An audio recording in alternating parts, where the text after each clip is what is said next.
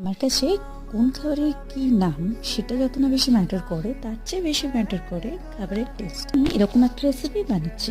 বাড়িতে ছোলা মটর ভেজানোই ছিল, আর এখন তো ছোটো আলু বাড়িতে মোটামুটি সবারই থাকে, সেটাও একটু সেদ্ধ করে নিলাম নুন দিয়ে। এরপর আলুগুলোকে একটু ম্যাশ করে নিলাম। তারপর মাইক্রোওভেনের ট্রেতে অয়েল ব্রাশ করে তার উপরে আলুগুলো দিয়ে আর একটু অয়েল ব্রাশ করে নিয়ে তার মধ্যে নুন, গোলমরিচ আর চাট মশলা দিয়ে বেক করতে বসিয়ে দিলাম 15 মিনিটের জন্য।